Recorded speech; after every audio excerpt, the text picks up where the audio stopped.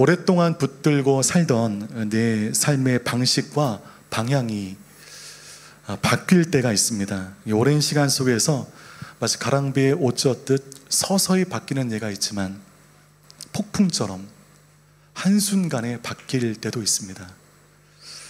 그러면서 이제까지 붙들고 있었던 나의 생각들, 나의 주관들, 나의 신념들, 이 모든 것들이 한순간에 거룩히 전복되어지는 그 일들을 우리의 삶 가운데 많이는 아니지만 경험하게 됩니다. 이를 극적으로 보여주는 영화가 한 편 있는데 1939년에 독일에게 점령당한 폴란드의 한 도시에 독일인 사업가이자 아주 냉정한 기회주의자인 사업가 한 사람이 있습니다. 유태인이 경영하는 그릇 공장을 인수해 수단과 방법을 가리지 않고 부를 축적했던 사람이었습니다. 수백 명의 유태인을 고용하고도 그 당시 유태인을 향한 핍박이 시작되었다는 이 약점을 이용해 유태인들에게 인건비도 주지 않는 등 악덕 경영을 하던 이 사람은 우연히 유태인 회계사인 스턴과 가까워지게 되고 그로 인해 나치에 의해 참혹하게 학살되어지는 유대인들의 참혹한 실상을 마주하게 됩니다. 이 엄청난 충격을 받은 그는 삶의 방향과 신념이 극적으로 바뀌기 시작하죠. 그의 양심이 흔들리기 시작했고 작지 않은 범인 끝에 그는 강제 수용소에서 죽을 날만 기다리고 있던 유태인들을 구해내기로 결심하게 됩니다. 유태인을 이용하여 내 배를 불리는 삶에서 유태인을 살리기 위해 위험을 무릅쓰는 삶으로 극적인 전환을 이룬 것이죠. 이 영화의 제목은 신들러 리스트. 1990년 후반에 참 좋은 영화들이 많이 개봉했습니다. 저는 그 영화의 마지막 대사를 아직도 기억합니다. 살리지 못한 유대인들을 추모하면서 내가 타고 다닌 이 자동차를 팔았더라면 10명은 더 살릴 수 있었을 텐데, 품속에서 나치 배지를 꺼내서 이 배지가 뭐라고, 이 배지를 팔았더라면 2명은 더 살릴 수 있었을 텐데, 엉엉오열하는 그 마지막 대사는 우리 마음 가운데 깊은 감동을 주었습니다. 피도 눈물도 없이 오로지 성공만을 위해 달린 사업가의 이 삶의 방식이 그 거대한 충격으로 말미암아 바뀌게 된 것입니다. 이번 주에 카페에 앉아서 한가롭게 커피를 마시다가 타 교인이신 한 성도님을 만나게 되었습니다. 유스코스타 마지막 순회 기도회 때 제가 설교하고 이곳에 타 교인 성도님들이 굉장히 많이 오셨거든요. 그때 이제 저희 뻔한 얼굴을 기억하신 것입니다. 40대 중반에 이제 인근교회를 섬기시는 집사님이신데 이걸 들어보니까 와, 정말 고난 중이세요. 질병, 사업도 어렵고 자식도 말 안 듣고 다가온 여러 가지 고난 앞에 그분이 많이 흔들리시는 와중이셨습니다. 그날도 여러 가지 복잡한 마음에 발길 닿는 곳에 와보니 저희 카페였고 거기에 마침 이길탁 목사가 있었다는 것이죠. 이런 논리의 흐름 상당히 부담스럽습니다. 네. 대화를 나누는데 그분은 지금 이 상황을 좀 이해하고 싶으신 거예요. 왜 고난이 다가왔는지, 뭘 원하시는 것인지. 그분 스스로 생각하시기에 본인은 신앙생활이 100점이라고까지는 할 수 없지만 그래도 나름 열심을 내고 있었고 그리고 하나님 앞에 크게 일탈하지 않으면서 살고 있었다고 생각했는데 왜 이런 나의 삶에 이 느닷없는 고난을 한 개가 아닌 3개씩 주시는가? 내가 뭘 잘못했는지 내 삶을 듣고 좀 진단 좀 해달라고. 아마도 그분은 성숙으로 나아가는 아주 중요한 신앙의 기로에 서 있는 게 분명해 보였습니다. 그런데 여러분, 그런 엄중한 질문에 제가 뭐라고 대답하겠습니까? 저희 성도님도 아니신데 이 덤태기 걸리기 딱 좋거든요. 또한 이 판에 박힌 정답만을 읊조리기에는 그분이 굉장히 많이 고민하시기 때문에 기도하세요. 다 이게 축복입니다. 이렇게 얘기할 수는 없는 상황이었습니다. 이게 어떻게 대답해야 되나 주저하고 있는데 주님께서 제 마음 가운데 해 드려야 할 말을 떠오르게 해주셨습니다. 제가 이렇게 위로해 드렸습니다. 집사님께서 뭐 삶에 문제가 있거나 죄가 많아서 이 일이 일어난 거는 아닐 겁니다. 어쩌면 지금까지 살아오셨던 이 모든 삶의 방식을 바꾸라는 하나님의 계시일 수가 있습니다. 사람마다 견지하던 삶의 방식을 바꾸는 것은 매번 어려운 일이기 때문에 이를 바꾸기 위해서 하나님은 때때로 고난을 주시는데, 이것이 아플지라도 결국 집사님에게는 복이 될 겁니다. 대답 잘했죠? 네. 반론을 제기할 수 없을 정도로 테러를 차단하는 대답. 네, 여러분 진심이었습니다. 진심이었습니다. 왜 하나님께서 이 순간 갑작스럽게 우리의 삶 가운데 병을 주시는가? 왜 하나님께서 이 순간 갑작스레 잘 되어진 나의 삶에 어려움을 주시는가? 이러므로 왜 내가 살아왔던 것들을 왜 굳이 내려놔야만 하는가? 여러분 지금까지 살아왔던 삶의 방식을 바꾸기 원하시는 하나님의 뜻일 수 있습니다.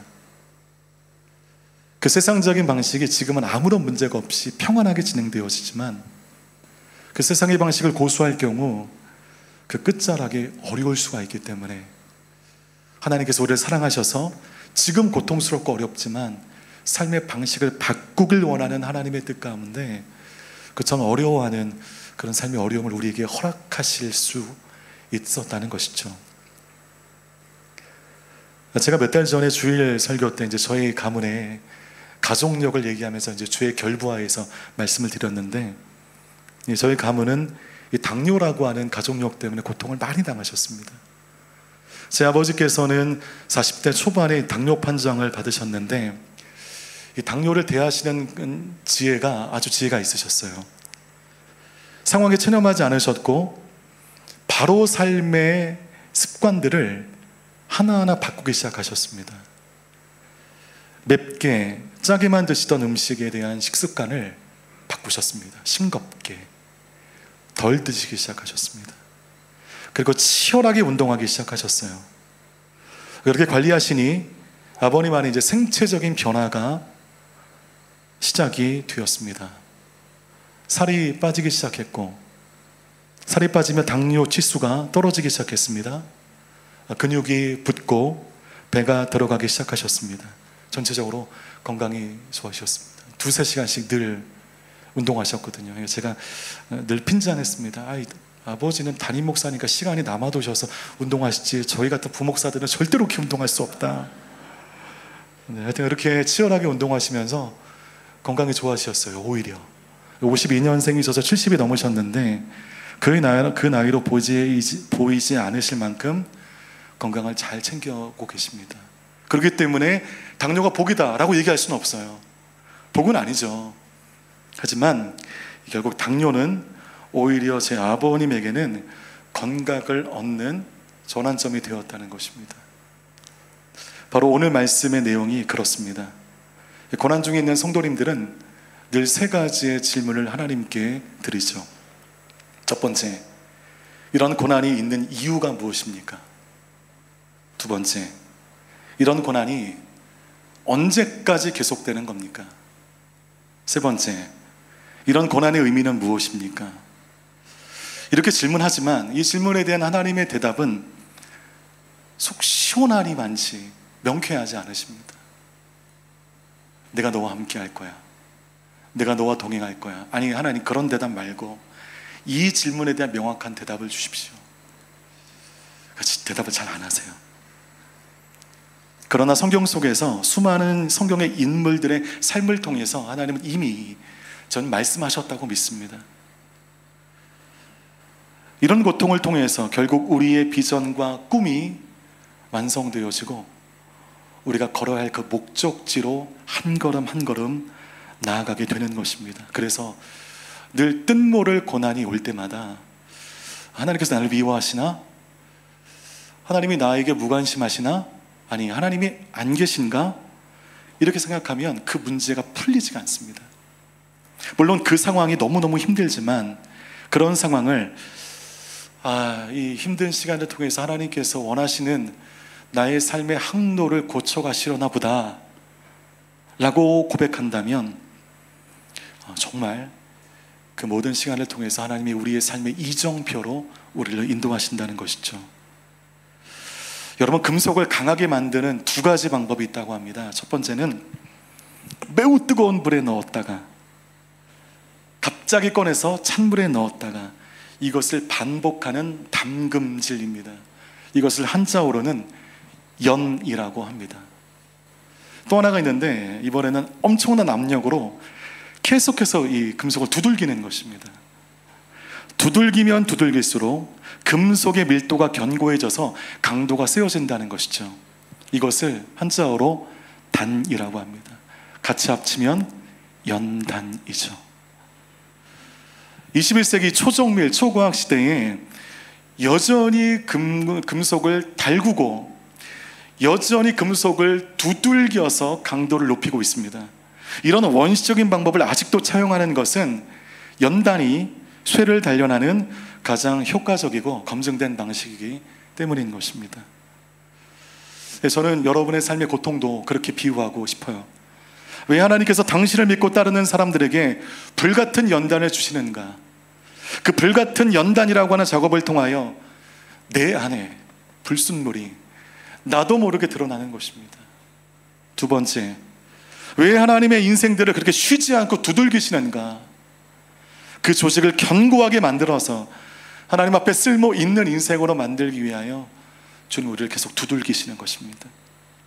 그래서 6절과 7절에서는 다음과 같이 말씀하십니다. 함께 6절과 7절 말씀 합독하겠습니다. 시작.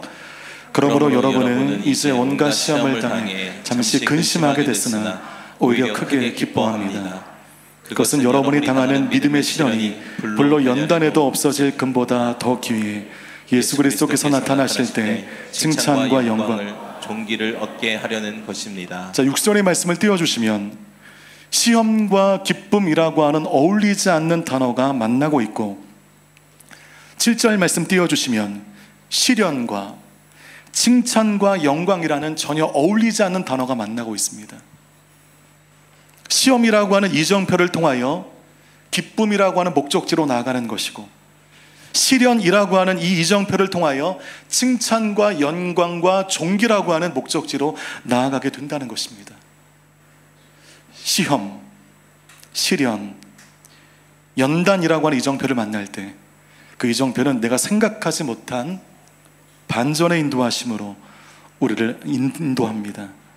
그럼 그 이정표에 우리가 믿음으로 반응할 수 있다면 6절 말씀 가운데 오히려 크게 기뻐한다.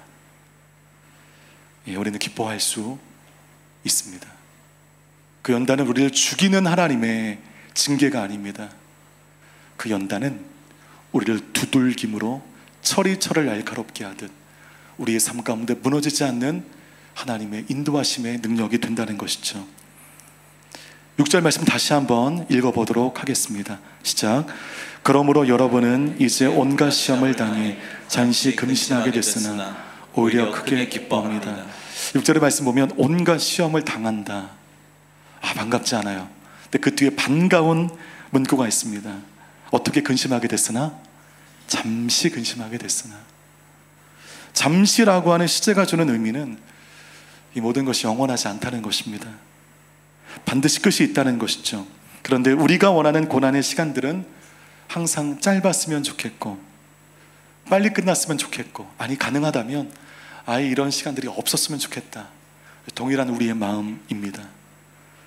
그런데 성경을 보면 누구에게나 고난은 존재하고 하나님께서 우리에게 원하시는 고난이라고 하는 시간의 분량은 사람마다 다 다릅니다. 어떤 분은 고난의 시간이 길어요. 그렇게 않길 바라지만 어떤 분은 고난의 시간이 짧습니다. 이 또한 하나님이 여러분을 향한 주권 안에 있는 것이죠. 아브라함을 보면 75세에 아들을 약속하셨습니다. 그러면 그 아들 몇 세에 주셨습니까? 100세. 몇 년간 기다리게 하셨습니까? 무려 25년간. 약속을 받았지만 그 약속이 성취되기까지 25년이 걸렸습니다. 보통 이걸 우리가 보통 어떻게 설교하냐 하면 25년을 기다리지 못하고 하갈을 통하여 이스마엘을 낳은 이 아브라함의 죄라고 보통 설교하는데, 전 지금 아브라함이 편을 들고 싶은데 그럼 25년 어떻게 기다립니까? 못 기다려요. 누구든지 하갈을 통하여 이스마엘을 얻은 아브라함의 그 마음을 인간적으로는 이해할 수 있을 것입니다. 어떤 징조도 어떤 사인도 없이 25년 기다리는 이 사람 비정상입니다. 잘 돌봐줘야 됩니다.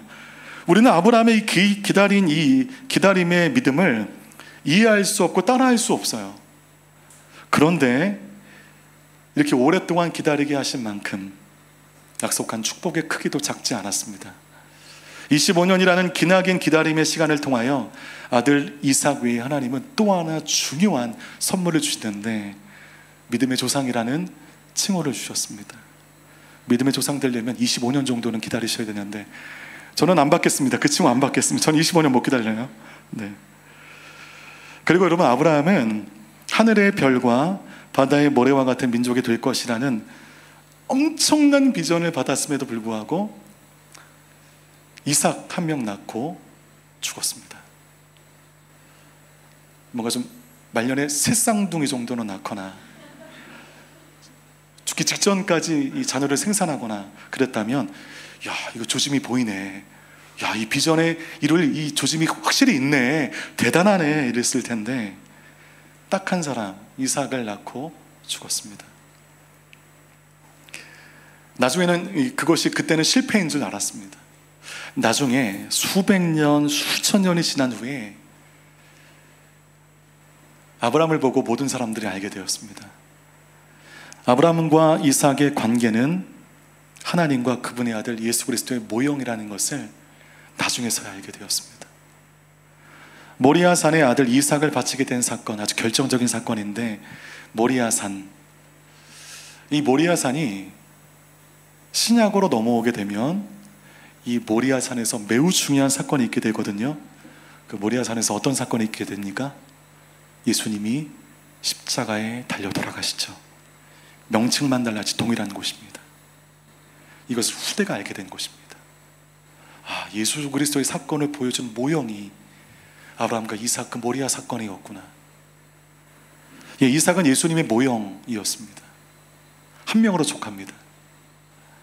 그래서 하나님의 약속을 성취도 못 해보고 아들 이삭 고작 하나 낳고 죽었으니 약속을 이루지 못한 아브라함의 삶은 실패다 라고 얘기할 수 없습니다. 하나님의 주권이 완성되는 때가 그 잠시였던 것이죠. 그 잠시의 시간을 통하여 하나님의 약속은 하나씩 하나씩 완성되어져 가는 것입니다. 때문에 고난은 영원하지 않으며 그 고난의 시간과 공간을 통하여 하나님의 주권이 여러분의 인생 속에 마치 퍼즐 맞춰지듯 하나하나 맞춰지는 줄 믿습니다. 고린도후서 11장 23절에서 27절까지 말씀을 보면 눈물 없이 볼 수 없는 바울의 고생기가 나와 있습니다. 함께 읽겠습니다. 시작. 그들이 그리스도의 일꾼입니까? 내가 정신 나간 사람처럼 말합니다만 나는 그 이상입니다. 나는 수고도 많이 하고 매도 수없이 맞고 감옥살이도 많이 하고 죽을 고비도 여러 번 넘겼습니다. 유대 사람들에게 40에 하나 감한 매를 5번이나 맞았고 3번 채찍으로 맞았고 1번 돌로 맞았고 3번이나 파선을 당했고 밤낮 꼬박 하루를 바다에서 헤맨 적도 있습니다. 나는 수차례 걸친 여행에서 강의 위험과 강도의 위험과 동족의 위험과 이방 사람의 위험과 도시의 위험과 광야의 위험과 바다의 위험과 거짓 형제들의 위험을 겪었습니다. 나는 또 수고와 곤고와 종종 자지 못하는 것과 배고픔과 목마름과 때로 아무것도 없는 것과 추위와 헐벗음 가운데 지냈습니다. 이것이 복음 전파를 위하여 치른 바울의 대가지불입니다. 그분은 고난이라고 하는 이정표를 통해 나아가죠. 핍박이라고 하는 이정표를 통하여 핍박이 동선이 되어 나아갑니다. 위협이라고 하는 이정표, 수고라고 하는 이정표, 채찍이라고 하는 이정표, 허기라고 하는 이정표, 이런 이정표를 통하여 그는 전진합니다. 하나님, 왜 이런 이정표를 주셨습니까? 하나님, 왜 나의 삶 가운데 이런 허기와 이런 표를 주십니까? 질문하지 않아요. 그냥 나아가는 것이죠. 그렇게 사도 바울은 그 이정표를 따라 때로는 비틀거리고 넘어지기도 하지만 그러나 이 이정표를 통하여 세상의 방식과 방향이 아닌 하나님의 방식과 방향을 붙들고 믿음으로 나아가는 줄 믿습니다. 하나님께서 왜 이스라엘 백성들을 무려 40년 동안 광야에서 속칭 뺑뺑이를 돌게 하셨는가? 성경 가운데 기록되어 있어 직선거리로 올라가면 11일이면 도착할 수 있는 곳이 가나안이었습니다. 10하루면 갈 수 있는 그 거리인데 40년을 헤매었다면 이거 비정상입니다. 뭔가 문제가 있는 것이죠. 단순히 불순종해서가 아닙니다. 430년 동안 이스라엘 백성들이 애굽에 머물면서 그들 안에 애굽의 방식이 완전히 녹아져 버린 것입니다. 애굽은 지금의 세상을 의미하는 곳이죠. 그래서 40년 동안 광야의 뺑뺑이를 통하여 수많은 어려움과 전쟁과 기발 속에 애굽의 방식을 깨어져 버리고 하나님만 바라보는 하늘의 방식으로 철저하게 훈련하게 된 것입니다. 지나간 애굽에서 이정표를 부셔버리고 새로운 이정표를 붙들기 위한 고통의 작업이 광야 40년이었습니다. 1년도 안 되고 10년도 안 되고 20년도 안 됩니다. 그들 가운데 있는 노예 근성을 극복하기 위해서는 40년의 시간이 필요했던 것이죠. 그런데도 그 노예 근성이 쉽사리 제거되지 않습니다. 모세가 하나님을 만나기 위하여 시내 산으로 올라가게 됩니다. 모세의 부재를 두려워합니다. 그리하여 사람들이 동요하여 우상을 만들게 되는데 송아지 우상이었습니다. 애굽에서의 하위 신이에요. 애굽에서의 신인데 신의 계열이 있잖아요. 가장 하위에 있는 신. 노예 근성이 발동해서 옛날 노예 때 있을 때, 애굽에 있을 때 그 승객을 끄집어내어 우상을 만들어 버린 것입니다.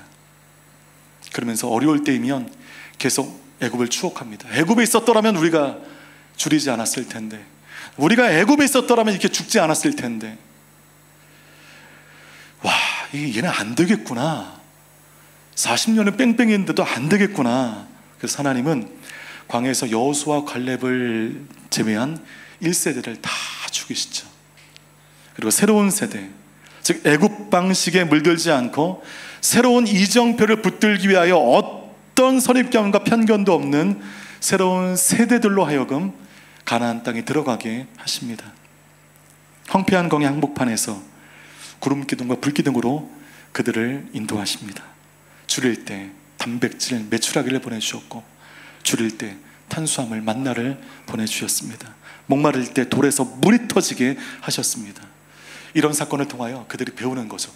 우와, 이거 하나님만 붙들어야겠네. 하나님 의지하지 않으면 방법이 없겠네. 그것을 그들이 체득하기 시작한 것입니다. 그러면서 하나님이라고 하는 그 이정표를 따라 나아가기로 사람들이 결정하게 되고 이정표의 끝자락 가운데 가나안 땅에 들어가게 된 것입니다. 때문에 그 카페에서 만났던 그분처럼 지금 신앙생활 중에 고통이 있다면, 어려움이 있다면 그것은 이 세상의 근성과 세상의 방식이 제거되는 데 따라오는 거룩한 통증일 수 있습니다. 그 통증이시라면 견디셔야 됩니다. 그것이 우리가 사는 길인 것이죠.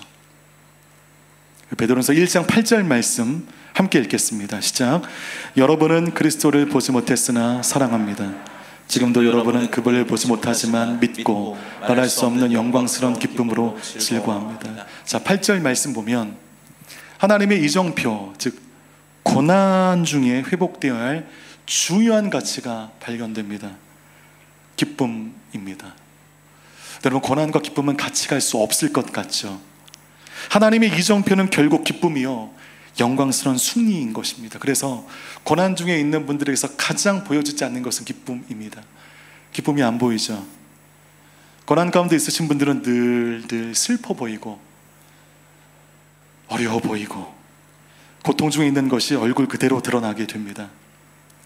눈에 보이지 않는 그분을 이정표로 삼아 나아가는 자들의 삶을 그러나 영광스러운 기쁨으로 인도하시는 하나님, 그 고난이 우리에게 있는 그 기쁨마저 가져갈 수 없습니다. 고난과 기쁨은 전혀 분리되어야 됩니다. 고난 중에서도 기뻐할 수 있어요. 고난 중에서도 우리는 소망 중에 주님을 바라할 수 있습니다. 그래서 성경은 고난을 이야기할 때 많은 부분 하나님의 선하심을 동시에 얘기합니다. 고난은 고난으로 끝나지 않는다는 것이죠. 고난의 이정표의 끝은 기쁨이 될 수 있다는 것을 우리는 늘 고난 중에 신뢰해야 할 필요가 있습니다. 우리 마지막 8절의 말씀을 한 번 더 읽도록 하겠습니다. 시작. 여러분은 그리스도를 보지 못했으나 사랑합니다. 지금도 여러분은 그분을 보지 못하지만 믿고 말할 수 없는 영광스러운 기쁨으로 즐거워합니다. 이것이 여러분 말씀의 결론입니다. 이정표를 따라가려면 그 이정표대로 가면 목적지에 도달한다라는 그 믿음이 전제되어야 합니다. 광야 이스라엘 백성들을 지켜낸 것은 결국 만나와 메추라기 물이 아니었습니다. 광야에서 그때 두셨던 구름 기둥 불 기둥이 그들을 살게 한 것이 아닙니다. 이스라엘을 지켜낸 것은 다름 아닌 성막이었습니다. 성막 안에 있었던 법궤, 그 법궤가 상징하는 하나님의 임재와 영광, 바로 그 법궤가 40년 동안 이스라엘 백성들을 지켜낸 것이죠. 그러면 여러분을 살게 하는 것은 좋은 것을 먹고 좋은 것을 입고 좋은 곳에 살고 좋은 곳을 타고 다니고 이것이 아무것도 아닌 것은 아니지만 그것 때문에 믿는 우리의 삶의 본질적인 기쁨이 오는 것이 아닙니다. 고난 중에 만나와 메추라기만 있으면 이 고난이 끝날 것이라고 하나님 만나와 메추라기를 달라고 물을 달라고 기도하지만 여러분 그것이 있음으로 말미암아 우리 고난이 끝나는 것이 아닙니다.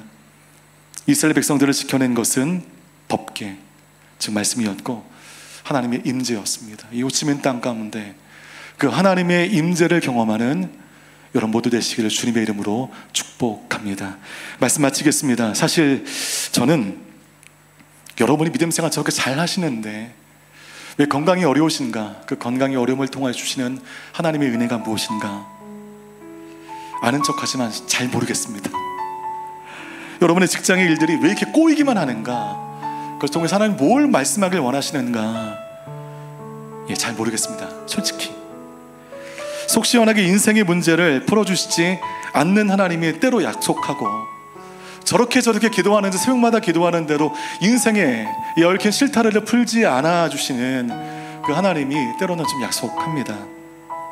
하지만 그 난관은 결국 여러분들의 항로를 바꿀 것입니다. 내가 옳다 여긴 항로가 아닌 하나님께서 나를 위해 예배해 놓으신 그 항로로 여러분들은 옮겨지게 될 것입니다.